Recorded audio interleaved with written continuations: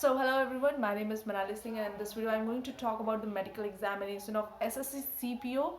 I got selected as SI in CISF through SSC CPO 2019. So let's begin. In this video, I will just give you an overview of medical examination of SSC CPO and try to introduce you with the process of medical examination.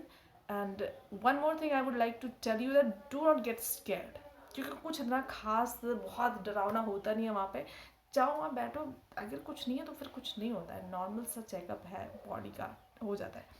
तो शुरू करते हैं. लेकिन शुरू करने से पहले एक request, if you find this video informative helpful, please like it, subscribe to this channel and share also.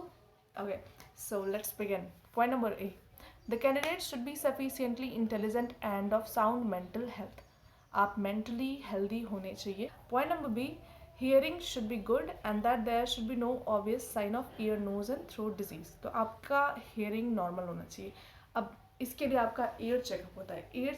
Year में कैसे चेक करती हैं, उनके पास एक इंस्ट्रूमेंट होता है, उसको वो दोनों साइड से कान में डालती हैं और फिर उसमें जो भी लगा रहता है उससे कुछ देखती हैं. तो ऐसे ईयर चेकअप होता है. वैक्स नहीं होनी चाहिए ईयर में, पर मेरे को भी पता था कि वैक्स नहीं होनी चाहिए ईयर में. मैं डॉक्टर के पास गई, उन्होंने मेरे से कहा कि I will not recommend you for wax clearing. तो मैं तो नहीं करूँगा, तो उन्होंने नहीं किया, तो मैं ऐसे ही चली गई थी. खैर, उन्होंने मेरे से कहा कि तुम्हें वैक्स क्लियर नहीं करा. तो मैंने कहा मैम डॉक्टर के पास गई थी तो उन्होंने तो मेरे को मना कर दिया, तो इसलिए मैंने नहीं कराया. फिर ईयर चेकअप हो गया. उसके बाद क्या था, हाँ, नोज चेकअप में क्या होता है कि आपको डीएनएस और पॉलिप का चेकअप होता है. तो डीएनएस के लिए what she does, she lift your nose from the tip and use a torch to look into your nose and if she find any sign of polyp or DNS तो फिर दिक्कत हो जाती है अगर डीएनएस और पॉलिप है. लेकिन अगर आपको माइल्ड डीएनएस है या फिर मॉडरेट डीएनएस है तो वो एक्सेप्टेबल है. लेकिन अगर आपको बहुत ज़्यादा मतलब नाक की जो हड्डी है वो कुछ ज़्यादा ही डेविएटेड है, तब दिक्कत आ जाती है अगर आपकी एक नॉस्ट्रल से सांस ही नहीं आ रही है. और पॉलिप क्या होता है, नाक का मांस बढ़ जाना, कुछ ऐसा बोलते हैं. वो भी क्या करता है कि पूरा नेजल पैसेज को ब्लॉक कर देता है. तो वो भी होता है, तब भी दिक्कत आती है. आप ब्रीद नहीं कर पाते हैं अच्छे से, तो वो आपको ड्यूटी को डिस्चार्ज करने में हर्डल क्रिएट करेगा. इसलिए वो भी एक प्रॉब्लम है और उसमें भी रिजेक्शन होता है. तो ये हो गया. अब थ्रोट को कैसे चेक करेंगे, वो कहते हैं मुंह खोलने के लिए ऐसे करना रहता है. फिर she look into your mouth. Tonsil का भी चेकअप हो जाता है इसी के साथ साथ. टीथ वगैरह सब कुछ चेक होते हैं. Point C, his her vision with either eye should be up to required standard. Vision required standard तक होना चाहिए. तो रिविजन में क्या क्या चेक हुआ था मैं बता देती हूँ. सबसे पहले तो मेरा चेकअप हुआ था कि आपको नज़दीक की चीज़ें अच्छे से दिखती हैं या नहीं, उसके लिए चेकअप हुआ. तो जितना बड़ा न्यूज़पेपर में लिखा आता है उतना ही बड़ा लिखा था उस वहाँ पे, और उसको मैंने रीड कर लिया. सबने रीड कर लिया, एकदम नॉर्मल सा चेकअप था. उसके बाद सेकेंड चेकअप हुआ. अब उसी टाइम आई बॉल मूवमेंट भी चेक करती हैं. तो आई बॉल मूवमेंट के लिए उन्होंने कुछ नहीं किया, उन्होंने अपनी फिंगर्स को मूव किया था चारों डायरेक्शन में, और हमें उस फिंगर के टिप को देखना था. तो कैसे किया था मैं दिखा देती हूँ. We have to look at the tip of the finger and she will move the finger in all the direction wherever she wants. She can move her finger. Okay, this is how the finger test happened there. तो eye ball movement का हो गया. उसके बाद आई defect नहीं होना चाहिए, कोई स्क्विंट नहीं होनी चाहिए आँख में. और कुछ है, obvious son of stem and disease. Movement of eye ball should be full and free in all direction. तो आई के लिए हो गया. उसके बाद अब आपको दूर की चीज़ें साफ से दिखती हैं कि नहीं, उसके लिए चेकअप होगा. जैसे आप हॉस्पिटल में जाके चेकअप कराते हैं, सेम टू सेम एक बोर्ड रहेगा, उस पर ABCD कुछ लिखा रहता है, आपको उससे रीड करना रहता है. लाइन 1, लाइन 2, लाइन 3, कई सारी लाइन्स होती हैं. तो वहाँ से आपकी आई का चेकअप होगा, जिसमें आपका जो वर्किंग हैंड है उस साइड की जो आई है उसका वो 6/6 होनी चाहिए उसकी विज़न. और जो ऑपोजिट आई है उसका विज़न 6/6 है, तो वेरी गुड. लेकिन अगर वो 6/6 नहीं है तो 6/9 तक चल जाएगा. तो ये तो कंफर्म होना चाहिए, क्योंकि ये बहुत ही मेजर रीज़न बन जाता है रिजेक्शन के लिए. तो आई में इतना कुछ चेक होता है। अब आगे चलते हैं, point number D, speech should be without impediment, that is no stammering. आपको क्लियरली आपको तुतलाना नहीं है, साफ साफ आपको बोलने आना चाहिए। उसके बाद पॉइंट ये, should not have any perceptible and visible glandular swelling anywhere in the body. तो आपकी बॉडी में कहीं कुछ स्वेलिंग नहीं होनी चाहिए, या फिर कोई ग्लैंडुलर जैसा कुछ नहीं होना चाहिए, एबनॉर्मल कुछ नहीं होना चाहिए। तो check your body, and if you have something, go to the doctor, take a treatment. उसके बाद है point number F, chest should be well formed, devoid of any abnormality like flat chest, pigeon chest, and with rickety rosary defect. Chest should expand for at least 5 centimeter with ease, and that heart and lungs are sound. ये checkup होगा। तो उसका मतलब आपका chest checkup हो रहा है। Chest checkup में क्या है कि एक्सरे हो जाता है सबसे पहले। एक्सरे से उनको जो भी ट्यूबरकुलोसिस या फिर निमोनिया जो भी होना रहता है उसमें वो चेक कर लेते हैं। उसके बाद आपका हार्ट बीट चेक किया जाता है यूजिंग अ स्टेथोस्कोप। और उसके बाद व्हाट वाज दैट, हाँ, पल्स रेट चेक की जाती है और बीपी चेक किया जाता है। और ये सारे एक बहुत मेजर रीज़न बने थे री मेडिकल, इनकी वजह से बहुत ज़्यादा लोगों को मिला था। तो डरने की बात नहीं है, जिनको भी री मेडिकल मिला था मैक्सिमम ने क्लियर कर लिया था। तो सो बी रिलैक्स और आराम से जाओ मेडिकल लेने। What is the next point? G.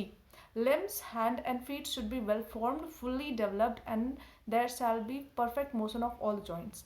अब आपके जो हाथ पैर हैं वो उनका डेवलपमेंट सही होना चाहिए, ये नहीं कि अंडर डेवलप्ड है या फिर कोई भी डिफेक्ट है उनमें, और उनका मूवमेंट सही होना चाहिए। तो जैसे हाथ का, अब मैं आपको बता देती हूँ मूवमेंट कैसे चेक कराया था वहाँ पे। तो आपका शोल्डर मूवमेंट के लिए जो हमारी ऑफिसर थी उन्होंने हमें ऐसे से मूव कराया था हमारे शोल्डर को। उसके बाद हैंड मूवमेंट में उन्होंने सबसे पहले हमारा एल्बो से मूवमेंट देखा था, एल्बो जॉइंट के पास। तो this is how she took the check the movement of this joint.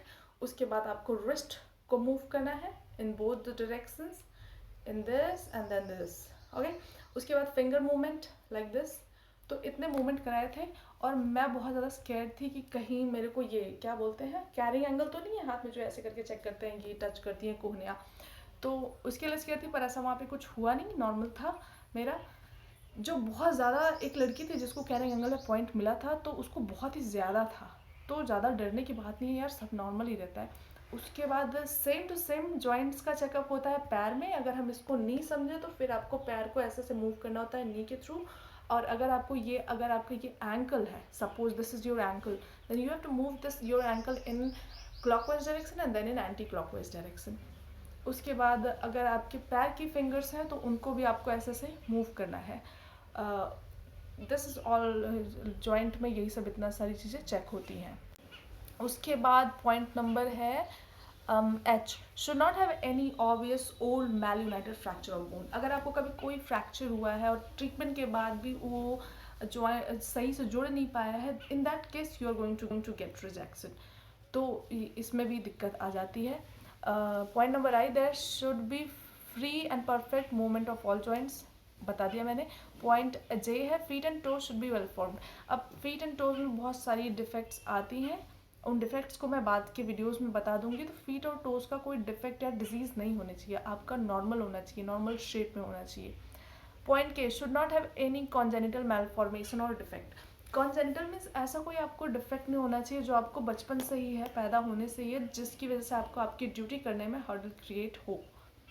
And point number I, should not be a traces of previous acute or chronic disease pointing to an impaired constitution. तो आपको अगर past में कभी ऐसी कोई disease हो गई हो जिसकी वजह से आपको कोई डिफेक्ट हो गया हो और उस डिफेक्ट की वजह से आप अपनी नॉर्मल एक्टिविटीज़ को नहीं कर पा रहे, और आपको जो ट्रेनिंग और ड्यूटी में जो काम करना, लेग्स में और भी बहुत सारी चीज़ें टेस्ट होती हैं, जैसे कि आपका नॉक नी टेस्ट होता है, फ्लैट फुट टेस्ट होता है, फिर bow legs and then hammer toes, hallux valgus. these are the things which are going to be tested in your leg. तो अगर आपको है तब तो दिक्कत है, पर टेंशन लेने की ज़रूरत नहीं है। आई वुड सजेस्ट कि सबके सब मेडिकल लेने जाओ। बहुत डिपेंड करता है आपका मेडिकल जो एग्जामिनर है वो कैसा है। Now let's go to the point number L, should not bear any traces of traces of previous acute or chronic disease pointing to an impaired constitution. तो इसका मतलब है कि आपको पास्ट में कोई डिजीज़ हुई थी और उसकी वजह से आपको कोई और डिफेक्ट हो जाता है, इन दैट केस प्रॉब्लम हो सकती है. तो you should be careful up for that. Point number M, he she should possess a sufficient number of sound natural teeth for efficient mastication, should have minimum 14 dental point. 14 dental point होना चाहिए. This is very normal. Nobody till now no, I should not say this. This statement is wrong. तो मुझे नहीं लगता है कि this is very rare condition. Dental point के basis पे मैंने किसी को नहीं देखा है रिजेक्ट होते हुए अभी तक तो. पर अगर आपके बहुत ही ज़्यादा ही सारे ही टूथ डिके हो चुके हैं और निकल गए आपके मुंह से, only in that condition you are going to be rejected on the basis of dental points. So chill करना है, आराम से आके मेडिकल देना है, कोई टेंशन नहीं है डेंटल पॉइंट में. Point number N, he she should have no obvious disease of genito urinary tract. Genito urinary tract की कोई डिजीज़ नहीं होनी चाहिए, एसटीडी नहीं होना चाहिए. Point 2, he she should have no inguinal scrotal swelling. तो inguinal scrotal swelling भी नहीं होनी चाहिए. Point B, testes are in the scrotum and of normal size. This is for the male candidates, so they know what is this. Now, अगर आपको varicose vein है, that is going to be problematic. फिर arthritis है, ये इसके basis पे भी आप रिजेक्ट हो जाएंगे. और आपका स्पाइन चेक होता है. स्पाइन में आपकी स्पाइन स्ट्रेट होनी चाहिए. अगर वो डेविएटेड है, अपने स्ट्रेट नहीं है, that is going to be the major reason for your rejection. तो उसको ज़रूर चेक करके जाएं. अगर आपको स्किन डिजीज़ है तो तो स्किन डिजीज़ के बेसिस पर भी रिजेक्शन होता है, तो चेक योर सेल्फ.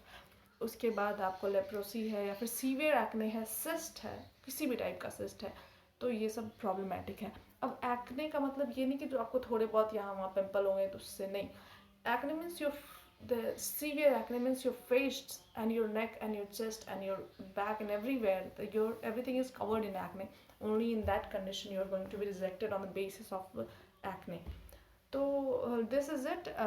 टैटू का भी एक केस आता है कि अगर आपने टैटू बनवा रखा है तो टैटू इज़ नॉट एक्सेप्टेबल. अगर आपने रिलीजियस साइन की वजह से बनवाया तो ठीक है, पर वो जिस हाथ से आप सल्यूट करते हैं उस हाथ पे नहीं होना चाहिए, विजिबल नहीं होना चाहिए उधर. तो ये सब हो गया. और भी बहुत सारे पॉइंट्स हैं, आई नो स्किप हो गए हैं. तो of course I am going to make another video to cover all those point. मैंने बहुत कोशिश की थी पर बार बार छूट जा रहा है. मैंने पता नहीं कितनी बार ये वीडियो शूट कर लिया है. So thank you everyone. I hope you like this video. If you find this video informative and helpful, please